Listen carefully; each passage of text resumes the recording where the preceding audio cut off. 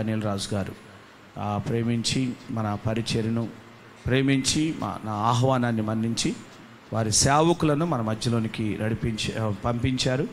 మరి ఆ దైవ సేవకురాలకి అలాగే చేరి వచ్చిన సేవకులకు కూడా మరొకసారి నేను నా హృదయపూర్వకమైన వందనాలు తెలియజేస్తున్నాను. Praise the lord. హల్లెలూయా.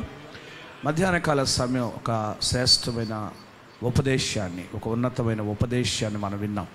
నిజంగా దేవుడు తన దాసు నిలబెట్టుకొని మరి చక్కని విషయాలు ప్రభు మనతో మాట్లాడుతూ మనల్ని ఎంతగానో బలపరుస్తూ వచ్చారు. అలాగే రాత్రి కూడా మరొక వర్తమానాన్ని మనం వినబోతున్నాం. మన మధ్యలో మరి దైవజనులు పాస్టర్ ప్రభుదాస్ గారు ఉన్నారు.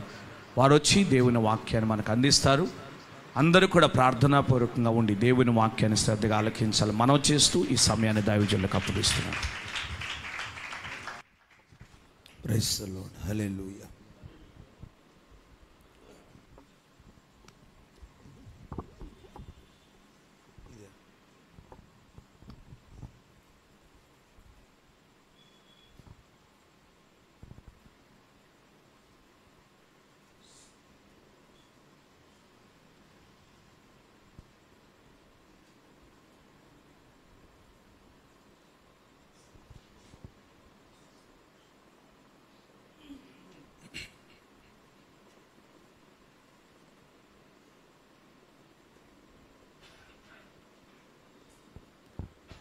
దేవుని పరిశుద్ధ నామానికి మహిమ కలుగునగాక.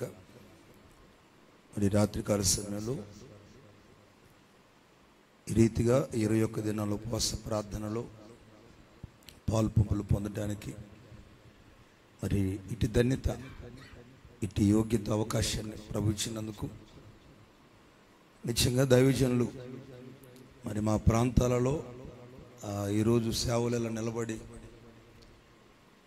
ఉన్నామంటే నిజంగా దేవుని కృప ఎంత ఉందో. దైవజనులు కూడా అభిషిక్తులైన సేవకులు చీరాల, ఒంగోలు, చిలకపాడు ప్రాంతం, మరి ఎక్కడైనా సేవకుల జీవితాల్లో మరి సేవకు ప్రతిష్ఠించుకొని చేసేవారందరిని కూడా పురుకొల్పుతూ రేపుతూ మరి మా అందరికీ మాదిరికరంగా, దీవెనకరంగా మరి తరంలో దైవజనుల్ని నిలిపి ఈరోజు దేవుని బిడ్డారా దేవుని పనిలో నిలబడటానికి పురుకొల్పుతున్న సేవకులు. మరి నేను మొట్టమొదటిసారి ఇక్కడికి రావటం గత దినాల్లో మన జనరల్ కన్వెన్షన్ జరిగినప్పుడు రెండు సార్లు, గత సంవత్సరం ఈ సంవత్సరం కూడా 2 పర్యాయాలు నేను పాల్పంపులు పొందడానికి ప్రభు సహాయం చేశారు. ఆ ప్రేమను బట్టి 21 దినాల ఉపవాస ప్రార్థనలో పాల్పంపులు పొందే కృపించారు దేవుడు. నిశ్చయంగా ఇక్కడ నిలబడటానికి నేను ఉదయం చెప్పాను, మేము ఎవరం కూడా యోగ్యులం కాదు. అభిషిక్తులైన దైవజనులు ఆయన ఎదుటి నిలబడి మేము వాక్యం అందించడానికి కూడా ఒక లెక్కలో చెప్పాలంటే ధైర్యం కూడా సరిపోయిన వారమే.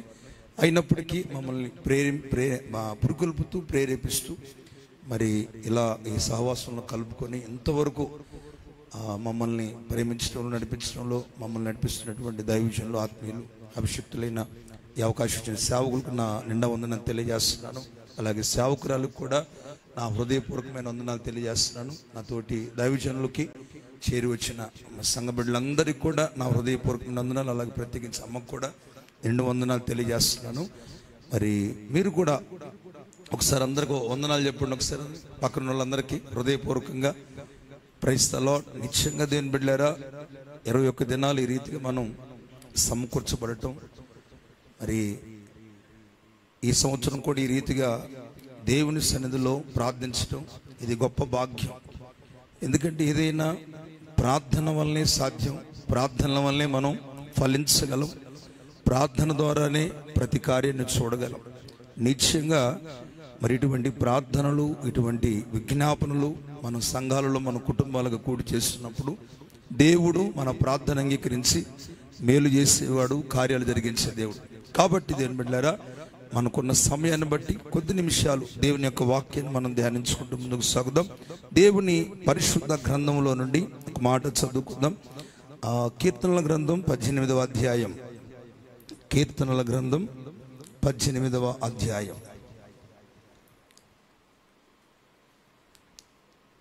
20వ వాక్యాన్ని చదువుతారు.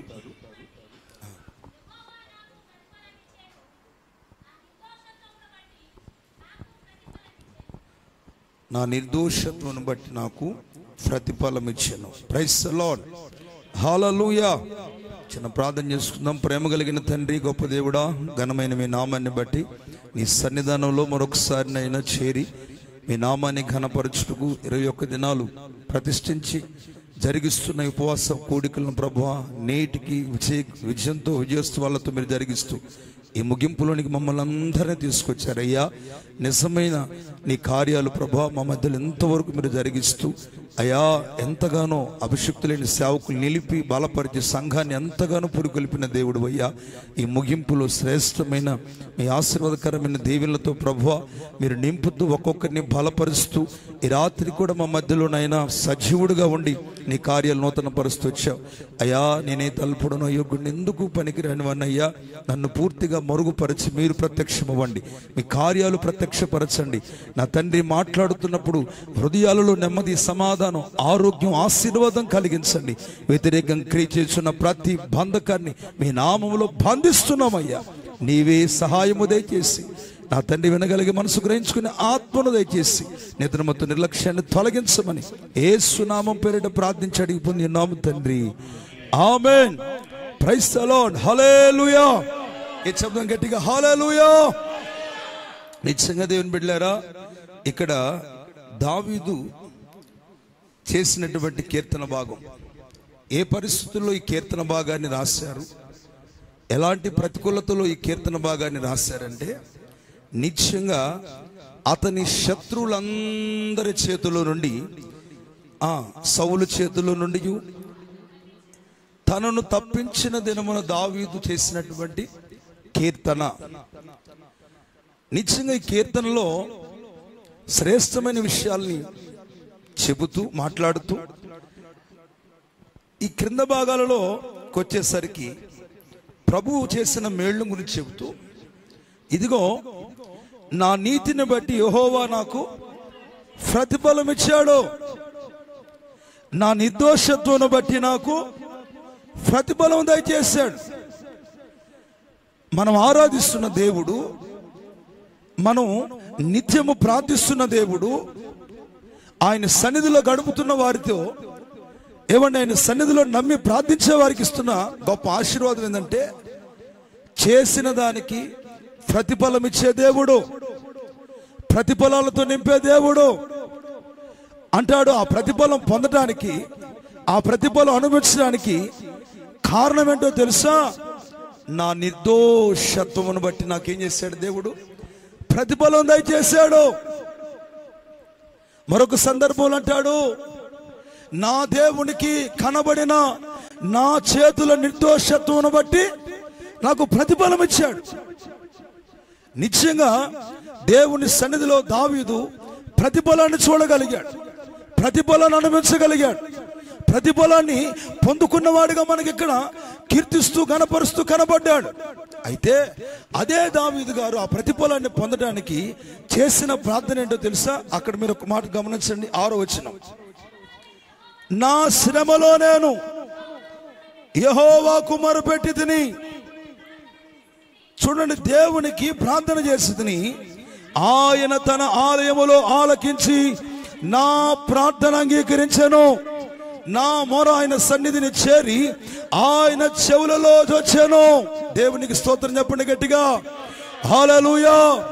శ్రమలో ఉన్నప్పుడు, ఇరుకులో ఉన్నప్పుడు, శత్రువు తరుముతున్నప్పుడు, కలవరాలు కన్నీళ్లు తన చుట్టున్నప్పుడు దావీదు చేసిన ఒక అద్భుతమైన ప్రార్థన ఏంటో తెలుసా?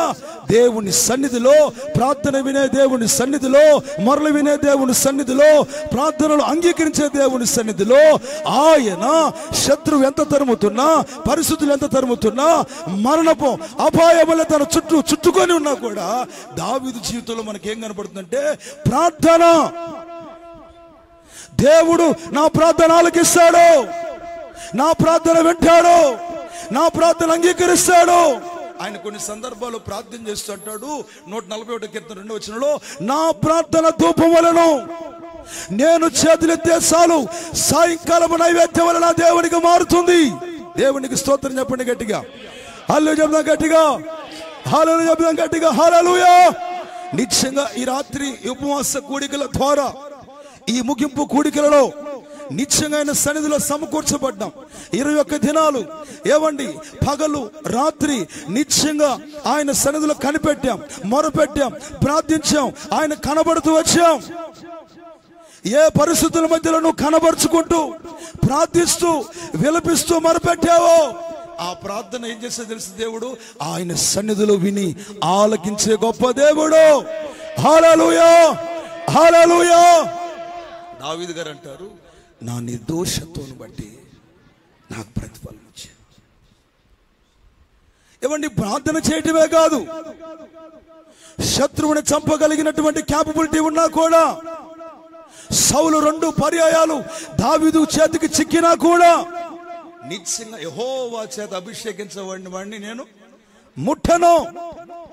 ఇంకొక సందర్భంలో అంటాడు, యెహోవా చేత అభిషేకించబడిన వాడిని ముట్టి ఆ నిర్దోషకుడు ఎవడికి సాధ్యం?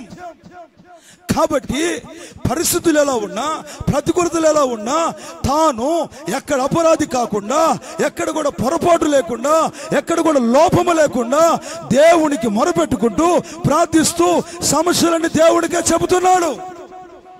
ఈ రాత్రి నిత్యముగా మన జీవితాల్లో కూడా ఎగసిపడుతున్న పరిస్థితులు, కలవరపెట్టే శోధనలు, బలహీనతలు, ఏమని నెమ్మదైన స్థితిగతులు, ఇవన్నీ ఉన్నా కూడా నిత్యముగా నీ దేవుడు ఎవరంటే ప్రార్థన విని ప్రతిఫలం ఇచ్చే దేవుడు. ప్రార్థన విని నిత్యముగా నీ పక్షముగా కార్యం జరిగించే దేవుడు.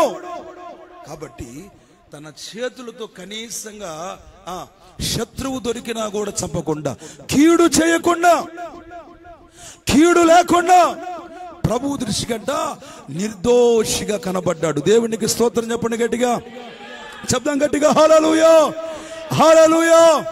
ఈ రోజున దేవుని బిడ్డలారా, ఎవరి ద్వారా మనకు కీడు కలుగుతున్నా, ఏ పరిస్థితుల ద్వారా నష్టపోతున్నా, నీవు నీ జీవితంలో ఇంతవరకు ఇది నెమ్మది లేదే, ఫలానా వారి వలన, ఫలానా వ్యక్తి వలన, ఫలానా వారి వలన నా ఇల్లు, నా కుటుంబం నష్టపోయిందే అనుకుని ఒకవేళ వారిని గురించి ఆలోచిస్తున్నావేమో, ఈ రాత్రి వారు నీకు ప్రతిఫలం ఇవ్వరు, వారు నిన్ను ఓదార్చలేరు, వారిని స్థితిని మార్చలేరు, వారిని జీవితాన్ని కట్టలేరు. కానీ ఈ రాత్రి నేను ప్రకటిస్తున్న దేవుడు ప్రార్థన వినే దేవుడు. స్తోత్రం చెప్పండి గట్టిగా, హల్లెలూయా. కాబట్టి దావీదు జీవితంలో ప్రతి విషయంలో కూడా దేవుని దగ్గర ఏది జరిగినా కూడా, ఇదిగో అయ్యా, తన పొరపాట్లు కనుగొనగలిగిన వాడు ఎవడు? నేను రహస్యముగా చేసిన తప్పులు క్షమించి నన్ను నిర్దోషిగా తీర్చు అంటే, దేవుడు సన్నిధిలో దావీదు ఏం గుర్తుపట్టాడంటే, దేవుడు చూసేవాడు, దేవుడు రహస్యమందున్నాడు, దేవుడు కనిపెట్టి చూసేవాడు, దేవుడు ప్రార్థన ఆలకిస్తాడు. స్తోత్రం చెప్పండి గట్టిగా, హల్లెలూయా, హల్లెలూయా. గనుక ఈ రాత్రి దావీదు గారు మనకు నేర్పిస్తున్న పాట ఏంటంటే, నా నీతిని బట్టి, నా నిర్దోషత్వాన్ని బట్టి నాకు ప్రతిఫలం ఇచ్చాడు. ఈరోజు ఎవరు ప్రతిఫలం ఇస్తారు మనకి? ఎవరిని మనల్ని హెచ్చిస్తారు? ఎవరిని మనల్ని గొప్ప చేస్తారు? ఎవరిని మనల్ని ఏమండి ఓదార్చిన స్థితిని మార్చగలరు? ఎవరో తెలుసా? నిత్యముగా ఏమండి దావీదుకున్న వేదనలు, బాధలు అంత ఇంతగా. సౌలు ఒక పక్క తరుముతున్నాడు, శత్రువులు ఫిలిష్తీయులు ఒక పక్క తరుముతున్నారు. ఇంత ఒక్క మాట చెప్పాలంటే, కడుపును పుట్టినటువంటి అబ్షాలోము లాంటి వాడే చంపాలని ఎదురు చూస్తున్నటువంటి సమయం. ఎటు చూసిన నెమ్మది లేదు, నిలువ నీడలేని పరిస్థితి. ఒక రాజయ్యుడు కూడా పాదరక్షలు లేకుండా ఒలివ చెట్ల కొండెక్కుతూ ఏడుస్తున్న పరిస్థితులు. ఎంతో మంది లేస్తున్నా, ఎంతో మంది కలవర పెడుతున్నా, ఇతడికి దేవుడి వల్ల రక్షణ ఏమి దొరకదు అని చెబుతున్నా సరే, నిత్యముగా ఆయన సన్నిధిలో ప్రతి విషయంలో కూడా, అయ్యా నాకు ఆధారం నీవేనయ్యా, నాకు దిక్కు నీవేనయ్యా. అయ్యా వాళ్ళు అంటున్నారు వీడికి రక్షణ ఏం దొరకదు, వాళ్ళు అంటున్నారు ఇంకేం పని అయిపోయిందని, వాళ్ళు అంటున్నారు ఇక వీడికి రక్షణ దొరకదని, వాళ్ళు అనుకుంటున్నారు అయ్యా వాడి పని అయిపోయింది, పతనం అయిపోయాడని. స్తోత్రం చెప్పండి గట్టిగా. ఒకవేళ మన జీవితాలు కూడా కొన్ని వినపడతాయి, ఇక పని అయిపోయింది, ఇక కుటుంబం పని అయిపోయింది, ఇక వీడి పని అయిపోయింది, వాడు కొన్ని నోళ్ళు అంటూ ఉంటాయి, కొన్ని నిందలు పడుతూ ఉంటాయి, కొన్ని పరిస్థితులు మిమ్మల్ని పలకరిస్తూ ఉంటాయి. ఆ పలకరించే సమయాల్లో కూడా వాళ్ళు వీళ్ళు కాదు, దావీదుని చూసి మనం నేర్చుకోవాల్సిన పాఠం ఏంటంటే, ప్రతిఫలం ఇచ్చే దేవుడు నాకున్నాడు, ప్రతిఫలం ఇవ్వగలిగిన దేవుడు నాకున్నాడు, నా ప్రార్థనకు జవాబిచ్చే దేవుడు నాకున్నాడు. ఆ నిశ్చయతోటి 21 దినాలు మీరు ప్రార్థన చేశారుగా, మొరపెట్టారుగా, కన్నీరు కార్చారుగా, దేవుని సన్నిధిలో సమయం అనక కాదనక లేదనక ఆయనకు అప్పగించుకుని ప్రార్థన చేశారుగా. ఈ రాత్రి గుర్తుపట్టాల్సిన విషయం ఏంటో తెలుసా? మనం ఉపవాసం చేస్తున్నట్టు మనుషులు కనబడాలని కాదు, కానీ దేవుని కనబడాలని చేశాం. కాబట్టి రహస్యమందు చూచు తండ్రి ఈ రాత్రి మన ప్రార్థనలకు ప్రతిఫలం ఇస్తున్న రాత్రిదే, మేలులు జరిగిస్తున్న రాత్రిదే, అద్భుతాలు జరిగిస్తున్న రాత్రిదే, సూచిక మహత్కార్యాలు మన జీవితాల్లో చేస్తున్న రాత్రి. దాటిపోని దేవుడు ఈ రాత్రి కూడా మన మధ్యలో ఉన్నారు. హల్లెలూయా, హల్లెలూయా. అంటే ఇంతటి ప్రతికూలతలో, ఇంత పరిస్థితుల మధ్యలో ఒక వ్యక్తికి ఏమనిపిస్తుంది? చనిపోతే బాగుండి, ఎందుకు ఇంతమందికి వ్యతిరేకంగా ఉండి, కుటుంబానికి దూరమై, బిడ్డలకు పనికి రాక, అటు భర్తకు పనికి రాక, ఇటు భార్యకు పనికి రాక, ఎందుకు నా జీవితం అని నిరాశపడచ్చు. కానీ దావీదుకి ఉన్న ధైర్యం ఏంటంటే, తన దేవుడే దావీదు ధైర్యం. దావీదుకున్న ధైర్యం ఏంటంటే, తల ఎత్తే దేవుడు ఉన్నాడు. దావీదుకున్న ధైర్యం ఏంటంటే, నా దేవుడు నన్ను చూచే దేవుడు, ప్రార్థన వినే దేవుడు. ప్రైజ్ ది లార్డ్, హల్లెలూయా. నిశ్చయంగా ప్రార్థన వినే దేవుడికి మొరపెట్టాడు కనుక ఇప్పుడు ఆయన అంటున్నాడు, ఇదిగో నా నిర్దోషత్వాన్ని బట్టి ప్రతిఫలం ఇచ్చాడు. ఈరోజు మన జీవితంలో దేని బిడ్డలారా, ప్రార్థిస్తున్న మన జీవితంలో విడుదల జరగాలన్నా, కార్యము జరగాలన్నా, అద్భుతం చూడాలన్నా, ఈ ముగింపు దినములో ఆశీర్వాదం అనే జల్లులు మన మీద కురిపించబడాలన్నా, నీవు నీ దేవునికి ఎలా కనబడుతున్నావు? నీవు నీ దేవునికి ఎలా కనపడుతున్నావో, ప్రార్థిస్తున్నావో, ఉపవసించావో, కన్నీరు గార్చావో, ఈ 21 దినాల్లో ఎలా జరిపిస్తూ వచ్చావో? ఒకవేళ నాకు తెలియకపోవచ్చు, అయ్యగారికి తెలియకపోవచ్చు, ఇక్కడ ఎవరు నిన్ను గమనించకపోవచ్చు. నీవు దేవుని దృష్టికి ఎలా కనబడుతూ వచ్చావో, నిశ్చయముగా కనబడిన దేవుడు నీకు ఈ రాత్రి ప్రతిఫలము దయచేయడానికి ఇష్టపడుతున్న రాత్రిది. హల్లెలూయా, హల్లెలూయా, హల్లెలూయా. కాబట్టి ఆయన దృష్టికి గనక మనకు నిర్దోషంగా కనబడితే, లోపము లేని వారుగా కనబడితే, ఏ విషయంలో కూడా దేవుని దృష్టికి అన్యాయంగా కాకుండా మేలుకరంగా మనకు కనబడితే, నా దేవుడు ప్రతిఫలాలు ఇస్తాడు, ఊహించని కార్యాలు చేస్తాడు, అద్భుతాలు చేస్తాడు. కొన్ని మేలులు, కొన్ని ప్రతిఫలాలకు కారణం ఏంటో తెలుసా? మనమే కాస్త ఆటంకరంగా ఉంటాం. ప్రైజ్ ది లార్డ్, హల్లెలూయా, హల్లెలూయా. ఒకసారి దైవజనులు, ఒక ఆమె బలహీనమైపోయింది. బలహీనమైపోవడం అంటే ఆరోగ్యరీత్యా మనకన్నీ ఉన్న కాస్త బలహీనత అనేది మనకు అర్థం కాకుండా ఏదో జరుగుతుంటే, శరీరంలో మార్పు జరిగినప్పుడు కృంగిపోతాం, బాధపడిపోతాం, నెమ్మది లేకుండా అయిపోతాం. అయితే అలాంటి పరిస్థితుల్లో దైవజనులు ప్రార్థన చేస్తూ ఉన్నారు. ఎంత ప్రార్థన చేస్తున్నా కూడా విడుదల రావట్లేదు. సహవాస సేవకులు వెళ్ళారు, విడుదల రావట్లేదు. ప్రార్థన మానదు, సంఘానికి క్రమంగా వస్తారు. దేవునికి ఇవ్వవలసిన దశభాగాన్ని కరెక్ట్గా ఇస్తారు, దేవుని సన్నిధిలో నమ్మకంగా ఉంటారు, పరిచర్య, కానీ విడుదల లేదు. కొన్ని సంవత్సరాలుగా మనస్తాపం చెంది బాధపడుతూ ఉంది. ఆ దినాలలో నేను విన్న మాట ఏంటంటే, దైవజనులు యేసన్న గారు ఆయన కూడా ఆమె కొరకు ప్రార్థన చేయడానికి వెళ్ళాల్సి వచ్చింది. ఇక చిన్న వాళ్ళందరూ చేసి అయిపోయింది, పెద్ద ఆయన కూడా వెళ్ళాల్సి వచ్చింది. వెళ్ళి వాళ్ళ ఇంట్లో 2-3 రోజులు ప్రార్థన పెట్టి, ఎందుకు ఈ కుటుంబంలో ప్రతిఫలం లేదా మేలు జరగటం లేదు, ఏంటి కారణం? ప్రభువా, నువ్వు బయలుపరచేయ, నువ్వు సహాయము దయచేయ, ఈ బిడ్డను బట్టి ప్రభు ఎక్కడ నీ నామానికి అవమానం కలగకూడదయ్యా అని ప్రార్థిస్తున్నప్పుడు దేవుడు సేవకుని కంట అట్లు పోసుకునే పెన్నును చూపిస్తున్నాడంట. ఏం చూపిస్తున్నాడు? అట్లు పోసి పెన్నును చూపిస్తున్నాడు ప్రార్థన చేస్తుంటే. ఆయన అనుకుంటున్నాడు, చిచి సతానా, అంటే నేను ఉపవాసం ప్రార్థన చేస్తాను, నాకు పెన్నును చూపిస్తావా, దోశలు పోసుకుని తినమన్నా లేకపోతే దేనికి ఇది అన్నట్లుగా ఆయన అనుకుంటున్నాడంట. మరలా ప్రార్థన చేస్తుంటే మరలా అదే చూపిస్తాడు, మరలా అదే చూపిస్తాడు. ఏంటి అసలు ఇది, ఏదో తేల్చేద్దాం వెళుతుండ అని చెప్పి వాళ్ళ ఆయన పిలిచి, అయ్యా ప్రార్థన చేస్తున్నాం, విడుదల కొరకు అడుగుతుంటే ప్రభువేమో ఏంటో అట్ల పెన్ను చూపిస్తున్నాడు, నాకు అర్థం కావట్లేదు ఏంటి అంటే దాని సంగతి చాలా స్టోరీ ఉందయ్యా. మేము ఒకరోజు వేరే ఊర్లో పనులకు వెళ్ళాం, దూర ప్రాంతానికి.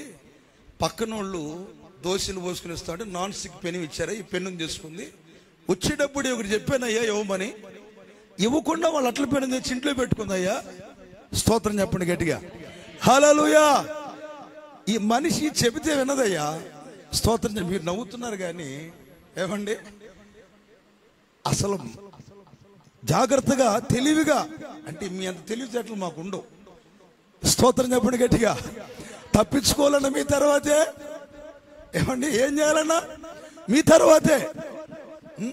నిశ్చయంగా ఎప్పుడైతే కొన్ని సంవత్సరాల క్రితం ఎవరిదో వస్తువు తీసుకొచ్చి ఇంట్లో పెట్టుకుంటే ఈ వస్తువు ఏమండి దేవుని దృష్టికి అంగీకారంగా లేక ఆ వస్తువును బట్టి ఈ బాధ వేదనంతా కలుగుతుంది. చిన్న దాంట్లో చిన్న లోపములోనే మనం అనుకుంటాం ఎప్పుడేదో జరిగింది కదా, ఇది చిన్న లోపమే కదా, ఇది చిన్న అబద్ధమే కదా, ఇది చిన్న సినిమాయే కదా, ఇది చిన్న జబర్దస్తే కదా, ఇది చిన్న సీరియలే కదా, ఈ ఒక్క సీరియలే కదా నేను చూస్తుంది, ఈ చిన్న అదే ఏదో ఒక లోపం మన ఆశీర్వాదానికి అడ్డుగా నిలుస్తుంది.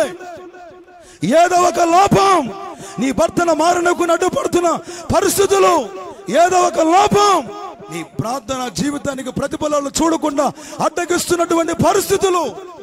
ఎప్పుడైతే ఆ అట్ల పెన్ను తీసి ఏమండి ఎవరి వాళ్ళకి ట్రాన్స్ఫర్ చేశారో, స్తోత్రం చెప్పండి గట్టిగా, హల్లెలూయా, ఆ రోగం అంతటితో వదిలిపోయిందంట. దేవునికి స్తోత్రం చెప్పండి గట్టిగా, హల్లెలూయా.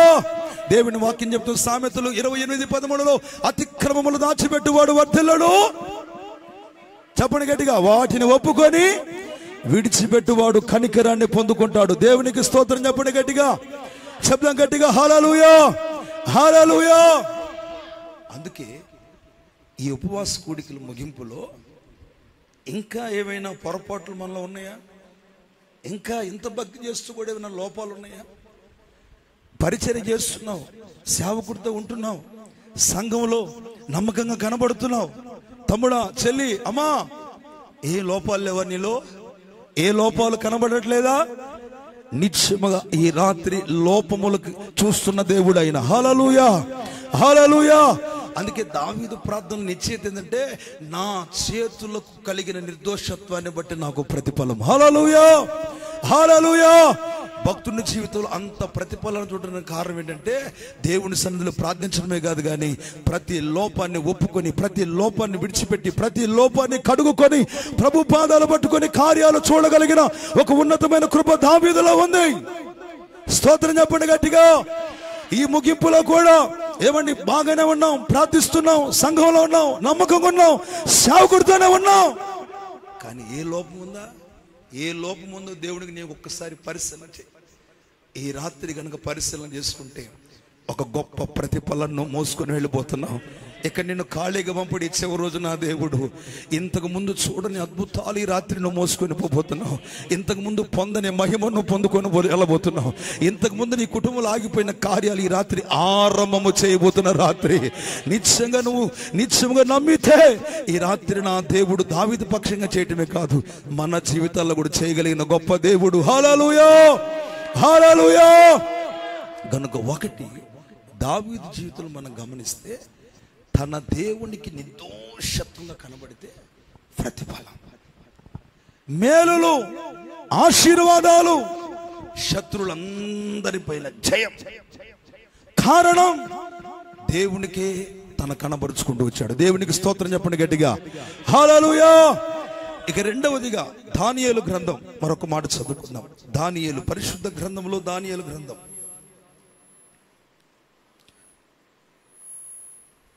6వ అధ్యాయం.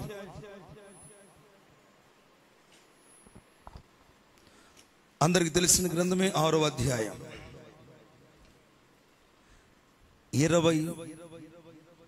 21-22 వచనాలు చదువుకుందాం. అందుకు దానియేలు, రాజు చిరకాలము జీవించునుగాక,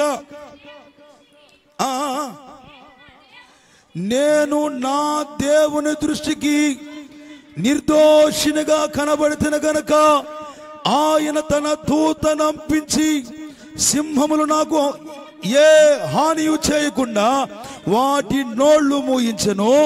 రాజా, నీ దృష్టికి నేను నేరము చేసిన వాడు కాను కదా అనేను.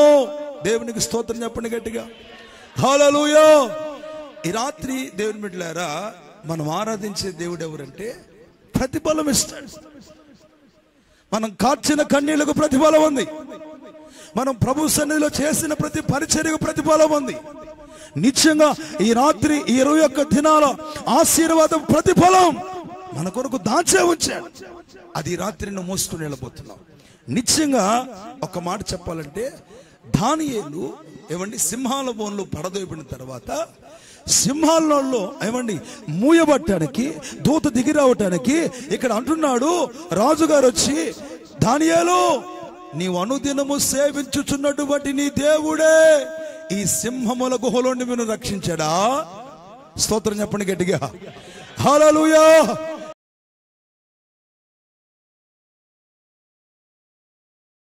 సమీపించని తేజస్సులో నివసించు నా దైవమా, సమీపించని తేజస్సులో నివసించు నా దైవమా, నీ ముఖ దర్శనము చాలయ్యా, నాకు నీ ముఖ దర్శనము చాలయ్యా. అందరం కలిసి పాడదాం. నీ ముఖ దర్శనము చాలయ్యా, నాకు నీ ముఖ దర్శనము చాలయ్యా. యేసయ్యా, యేసయ్యా, యేసయ్యా, యేసయ్యా, యేసయ్యా, యేసయ్యా, ముఖ దర్శనము చాలయ్యా, నాకు నీ ముఖ దర్శనము చాలయ్యా, ముఖ దర్శనము చాలయ్యా, నాకు నీ ముఖ దర్శనము చాలయ్యా. అన్నపానములు మరచి నీతో గడుపుట పరలోకానుభవమే, నాకది ఉన్నత భాగ్యమే. అన్నపానములు మరచి నీతో గడుపుట పరలోకానుభవమే, నాకది ఉన్నత భాగ్యమే. యేసయ్యా, యేసయ్యా, యేసయ్యా, యేసయ్యా, యేసయ్యా, యేసయ్యా, యేసయ్యా, యేసయ్యా, యేసయ్యా, ముఖ దర్శనము చాలయ్యా, నాకు నీ ముఖ దర్శనము చాలయ్యా, ముఖ దర్శనము చాలయ్యా, నాకు నీ ముఖ దర్శనము చాలయ్యా. పరిశుద్ధపరచబడి పరిశుద్ధతను నొందుట మహిమలో చేరుటయే అది ఉన్నతమైన భాగ్యము. దేవాతి దేవుని సన్నిధిలో, ఆయన పరిశుద్ధాత్మ సన్నిధిలో ఆయన ముఖ దర్శనం కావాలయ్యా అని ప్రార్థన చేద్దాం. హృదయపూర్వకంగా కృతజ్ఞతాస్తుతులు చెల్లిద్దాం.